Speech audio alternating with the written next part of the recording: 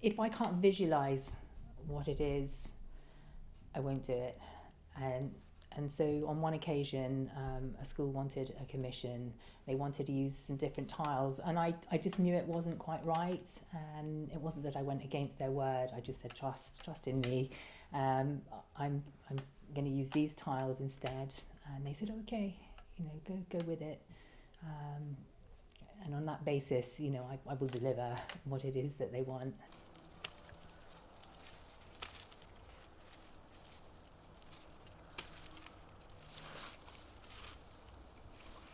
The regrowth, the regeneration, the renewal, following that through to decay. So I've got lots of fruit trees, lots of apples, so the apple is just so significant, really. It's the whole sort of meaning, it's nourishment. I can translate that shape into clay. They're pot shaped to me. Just the detail on them, on organic matter, I can translate into my work, either by using very shallow moulds and picking up that, transferring that pattern, or actually going one step further, not trying to recreate nature, to imitate it. I'm actually taking it, what it is in that frozen moment, and applying it to my pieces.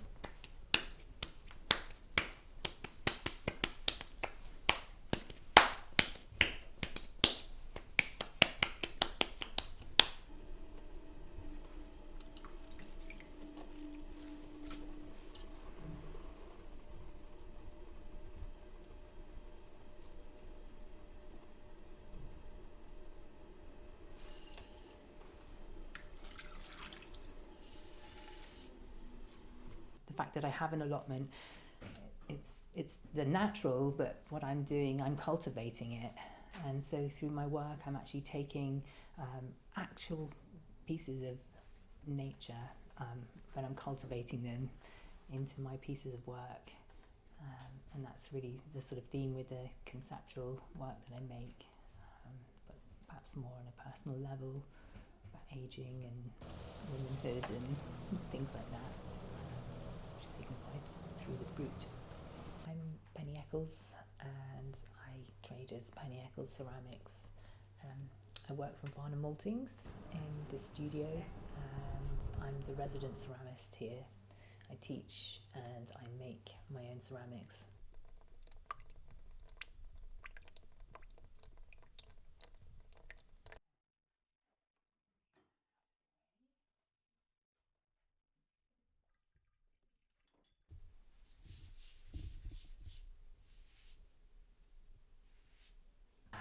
I love raku firing process.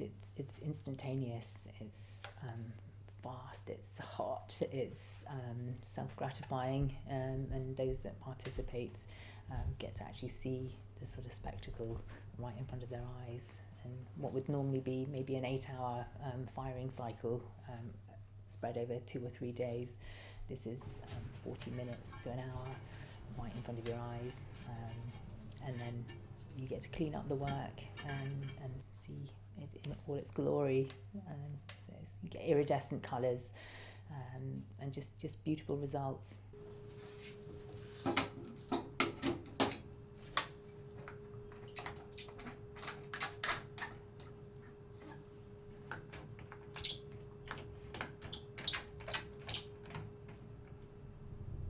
think it shows me just a language that I understand.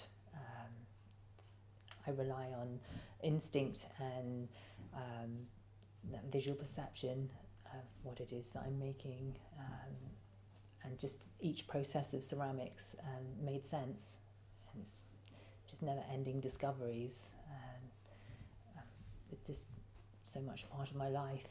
I always wanted to do ceramics, always. I always wanted to be a potter.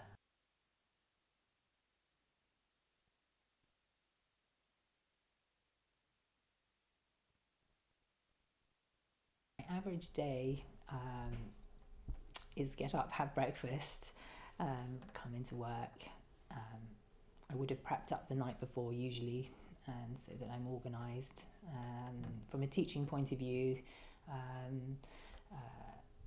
preparing for a lesson, and if I can fit any of my work in between that time, teaching in the morning and the evening, then I will. So we ball up clay, prepare the clay. I might be kiln firing or glazing, tidying up, stock taking, planning ahead.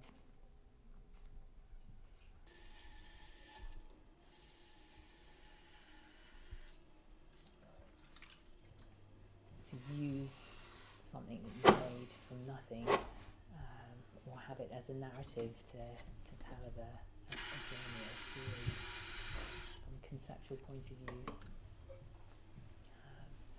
That's why I've chosen for